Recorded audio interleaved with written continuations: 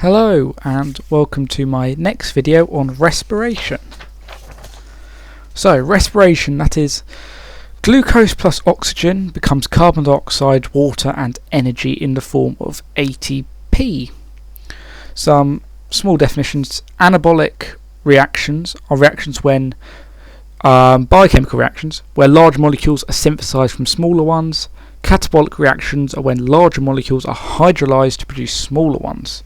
So anabolic is small to big, catabolic is big to small. ATP, that's adenosine triphosphate. It is the universal energy currency for cells, and it consists of an adenine group and a so adenine base, as in DNA bases, ribose, which is a sugar. The adenosine and the ribose together are adenosine, so adenine, ribose, adenosine. You then have a phosphate group added to the ribose, that's adenosine monophosphate. Add a second phosphate, adenosine diphosphate, and add a third phosphate is adenosine triphosphate. Now, ATP is used for energy because it contains chemical potential energy, and that is stored in the bonds. And these bonds are between the phosphates. So the phosphate to phosphate bonds have 30.6 kilojoules per mole of energy, and a phosphate to ribose bonds has 14.2 kilojoules per mole of energy. So why do we need this? ATP is used for a variety of processes: active transport, as you'll see, it's used later in metabolic reactions such as glycolysis, which is something we'll look at soon.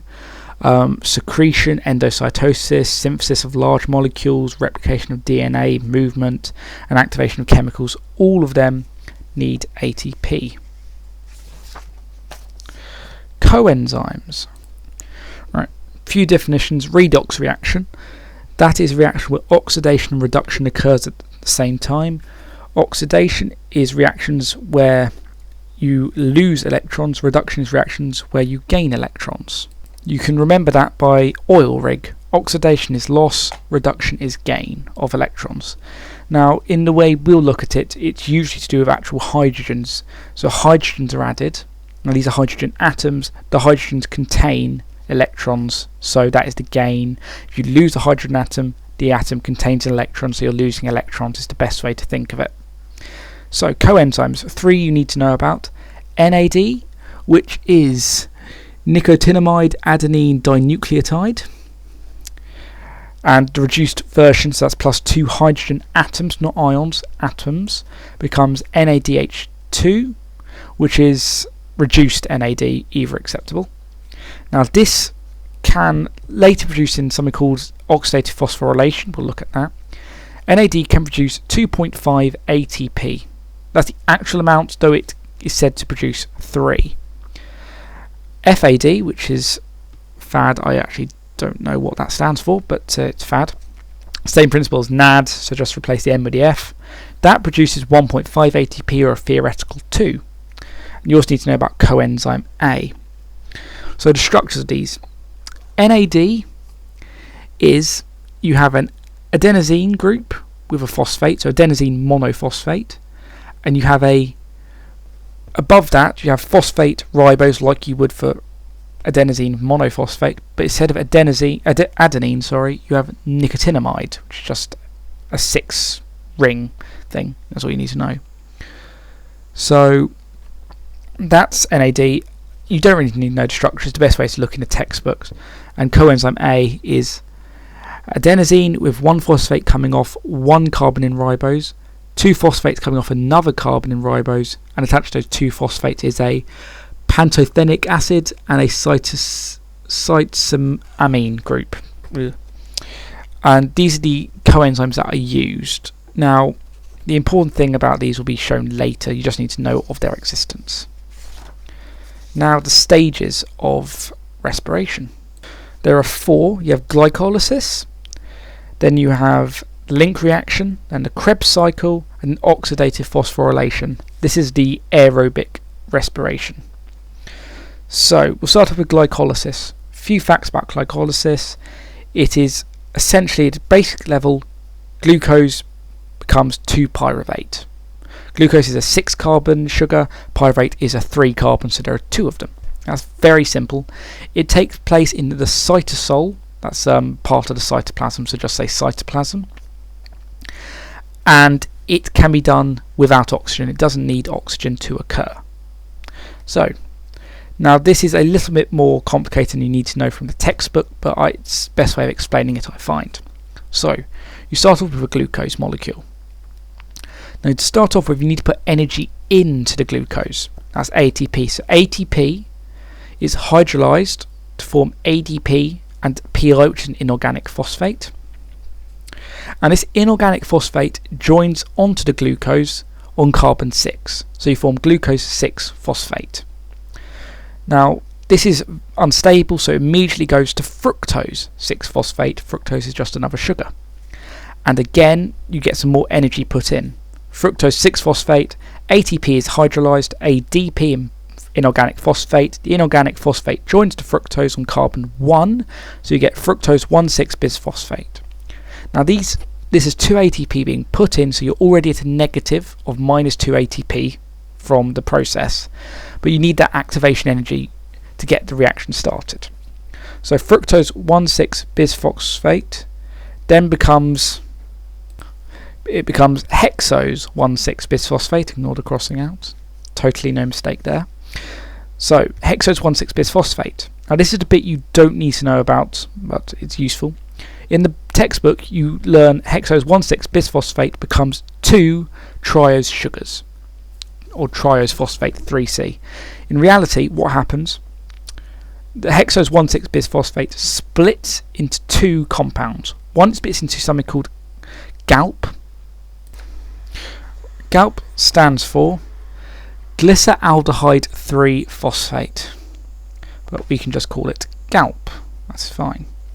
So one half of hexose 1,6-bisphosphate is converted to GALP, the other half is converted to another 3C carbon sugar, which is then immediately converted to GALP. So you have 2 GALP. Now we looked at it from just, you have 1 GALP for now. That 1 GALP becomes an intermediate 3-carbon compound. In doing this, it gives 2 hydrogen atoms to NAD, reducing it to NADH2, and an ATP molecule is formed. And then the intermediate 3-carbon converts to pyruvate, and from that another ATP molecule is produced. This happens twice. So in glycolysis, we'll just go over the actual ATP bit. 2 ATP are used in the beginning, that's on the left half, and then 4 ATP are produced, because there's 2 for each GALP, 2 GALP, so 4 ATP are produced, and 2 NADH2 are produced. So 2 ATP used, 4 ATP produced, overall 2 ATP out from glycolysis. So I hope that makes sense. The link reaction. Now everything, the link reaction and the next bit, the Krebs cycle, all of that is times 2, because 2 pyruvate were produced in glycolysis. Look at it from 1. Pyruvate will reduce NADH to form NAD to form NADH2, so it reduces NAD, and also releases a carbon dioxide. It's a 3C carbon sugar and becomes acetyl coenzyme A, a 2-carbon sugar. The carbon dioxide is where the carbon's going. What really happens is pyruvate becomes acetate, which then is joined onto coenzyme A. That's the important coenzyme. You've got coenzyme A. Coenzyme A joins on to acetate to form acetyl coenzyme A, which is 2-carbon. This happens twice. And the link reaction can be summarized by 2 pyruvate plus 2 NAD plus 2 coenzyme A becomes 2 carbon dioxide plus 2 reduced NAD plus 2 acetyl coenzyme A. The simplest step. Now this occurs in a mitochondria. That's where respiration occurs. It happened in the matrix of the mitochondria, which we'll look at in a little bit. And this needs aerobic conditions. Oxygen isn't used, but without oxygen in the system, pyruvate will go into the anaerobic system, and this won't occur. So you now have acetyl coenzyme A. The Krebs cycle. Acetyl coenzyme A goes in, so 6 steps here. And again, there are 2 turns of the cycle. So number 1, acetyl coenzyme A is broken down, coenzyme A is released and will be reused, and acetyl coenzyme A, a 2-carbon compound, joins with oxaloacetate, a 4-carbon compound, to form citrate, a 6-carbon compound. At step 2, citrate is converted to oxalosuccinate, and then that compound is turned in oxoglutarate, and in this, oxoglutarate is a 5-carbon compound, oxalosuccinate is a 6-carbon compound, so carbon dioxide is released, and also NAD is reduced to NADH2.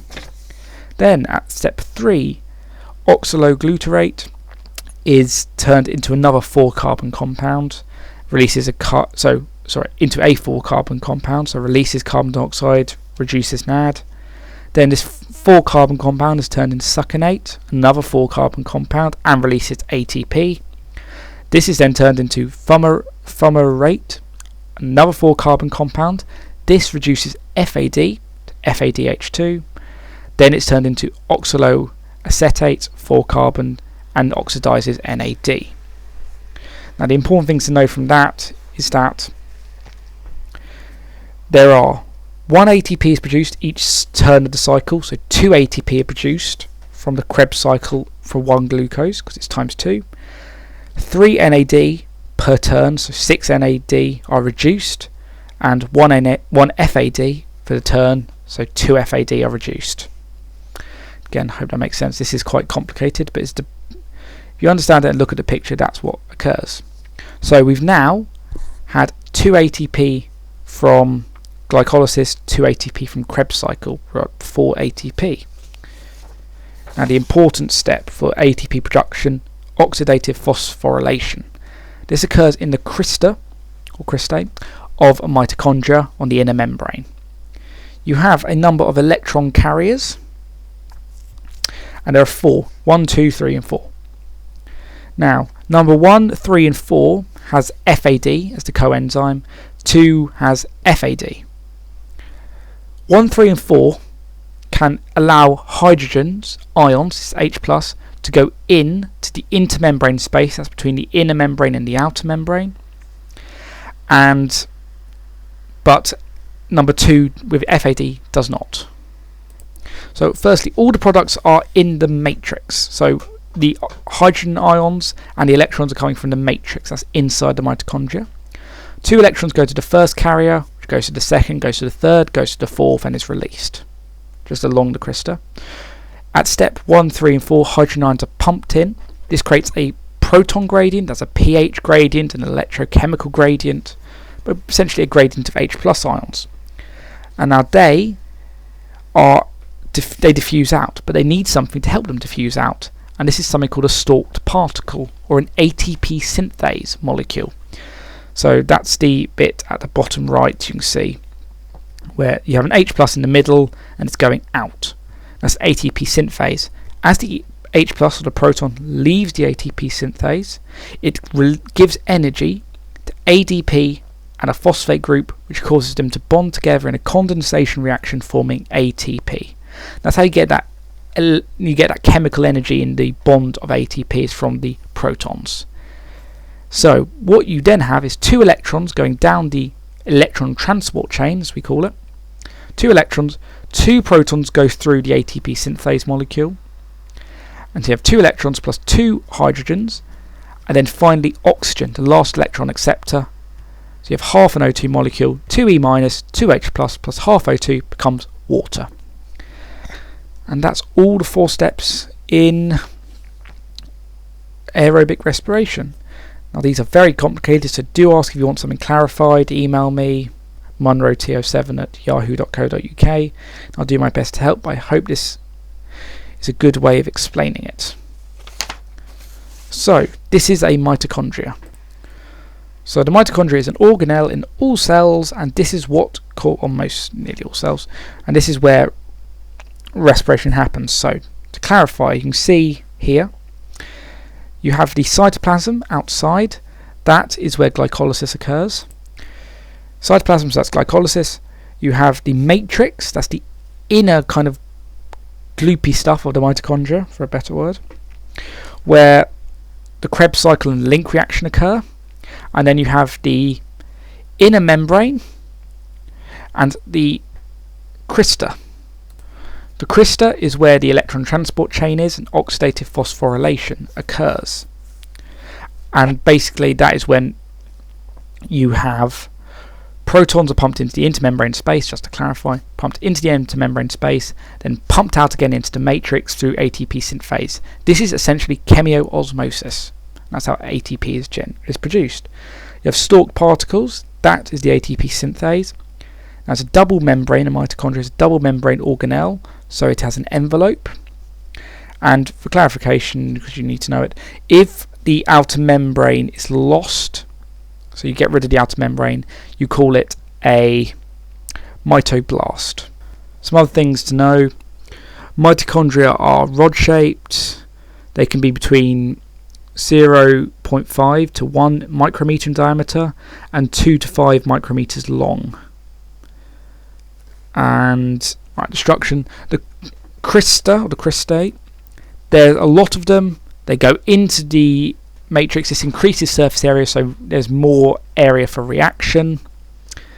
It contains molecules of the coenzyme NAD, which is used to reduce and then go to the oxidative phosphorylation. There are enzymes that catalyze the stages of reactions. It contains all the things needed for the Krebs cycle. That's the oxaloacetate. It contains DNA, which codes for enzymes and proteins, and mitochondrial ribosomes, where these proteins are produced. So, amount of ATP produced. Glycolysis. 2 AT is produced, 2 NAD is reduced, so NADH2 is produced. So 2 ATP, 2 NADH, and we'll look at the ATP from NAD in a minute. Link reaction, no ATP, 2 NADH2 produced. Krebs cycle, 2 ATP produced, 6 NADH2 and 2 FADH2. So the total, 4 ATP for in those three stages, 10 NADH2 and 2 FADH2.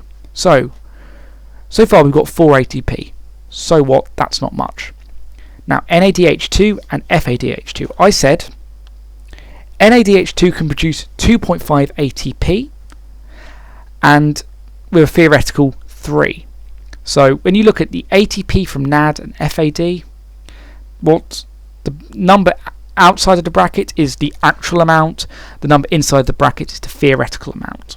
So glycolysis, 2 NADH2, so 5 ATP in oxidative phosphorylation. That's where the ATP comes from due to releasing hydrogens, blah blah blah. So you have 5 ATP in glycolysis, theoretically 6. Link reaction, another 2 NADH2 are produced, so theoretical 6, actual 5. Krebs cycle, 6 NADH2 are produced. That produces 15 with theoretical 18. And FADH2, which can produce theoretically 2 but actually 1.5. So that will produce 3, theoretically 4. So overall, ATP from NAD and FAD, 18 are produced, theoretically 22. Overall, that means 28 ATP are produced from NAD and FAD, with a theoretical 34.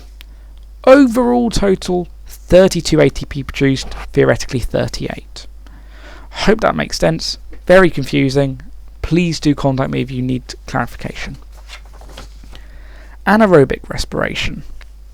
In animals, now this pyruvate does this when there is no oxygen. Pyruvate will become lactate, and this is because reduced NAD will release 2 hydrogens which go into pyruvate, NAD's produced, and the enzyme lactate dehydrogenase is used. In yeast and fungi, pyruvate becomes ethanal by releasing a carbon dioxide in the presence of pyruvate dehydrogenase. Ethanal becomes ethanol when reduced NAD releases 2 hydrogens, becomes NAD in the presence of ethanol dehydrogenase. And you have respiratory substrates, carbohydrates such as glucose, proteins, which happens when they're deaminated, and lipids combined with coenzyme A. So I'll explain that. So carbohydrates, glucose can just be used and has about 32% efficiency. So the theoretical maximum energy yield for glucose is 2,870 kilojoules per mole minus 1. Now, we said that there's about 32 ATP are actually produced. In reality, only 30 are produced because 2 of them might be used in to transport substances such as coenzyme A. Also, there might be proton leakage, so not all the protons are converted into ATP. There are a number of reasons. So you say 30 ATP, 1 mole of ATP produces 30.6 kilojoules. So realistically, it's actually only 32% energy you get from glucose. Proteins. Now these are deaminated by the liver. The amine group is then converted into urea and excreted, but the rest of it, that's the carboxylic acid and the R group, that can be changed into glycogen, which is the storage compound for glucose, or fat, which can then be respired to release energy. So when organisms are undergoing fasting, starvation or prolonged exercise, protein from muscles can be hydrolyzed to amino acid, which can then be respired. Some are converted to pyruvate or to acetate and put directly into the Krebs cycle, or can be carried to the Krebs cycle. So essentially proteins can be respired, but they're the last ones. They are very rarely respired. They produce a bit more energy than than carbohydrates, but are generally the last to be respired. Lipids, now they can be converted into glycerol and fatty acids. Glycerol can be used directly into and be respired. Fatty acids can combine with coenzyme A and then enters the mitochondrial matrix. It's broken down into 2 acetyl groups and are then attached to coenzyme A. So you get 2 acetyl coenzyme A. Now, again, quite confusing, but what you need to know is that lipids can be respired. They are fat stores, so they're respired. They are broken down and respired after carbohydrates, but they produce twice as much energy. And that is that. Now, some of that was a little bit simplified just for ease of explanation. This is a very hard topic, so it's best to read it from the book as well. I've given you the basics, and in terms of the actual stages of respiration, glycolysis, link reaction, Krebs cycle, and oxidative phosphorylation, that is as much detail as you need to go into. If you learn that, that is perfect for those 4 stages. Thank you for my teacher there. So, in conclusion, glucose plus oxygen becomes water, carbon dioxide, and energy. In aerobic respiration, you have glycolysis, the link reaction, Krebs cycle, and oxidative phosphorylation. In anaerobic respiration, you have glycolysis, and then it either goes to lactate in animals or ethanol in fungi. Just to let you know, the lactate in animals, that is then broken down when you get oxygen again, and that's called the oxygen deck. You need that oxygen to break down lactate. Respiration, aerobic respiration, occurs in mitochondria, and you can use glucose, carbohydrates, proteins, and lipids as your respiratory substrates. Respiratory substrate is just a substance that can be respired and has to be organic. So thank you for watching. Please message me or leave a comment. Well, actually, don't leave a comment. The YouTube comments are mucked up at the moment, but send me an email is the best thing to do, or message me on YouTube or the student room. So just contact me directly if you need any help, any explanations, or if you would like a massive diagram of all the stages of respiration. Me and a classmate recently drew one. We could take a photo of that and show you if you wish. Just anything that can help. So thank you for watching, and goodbye.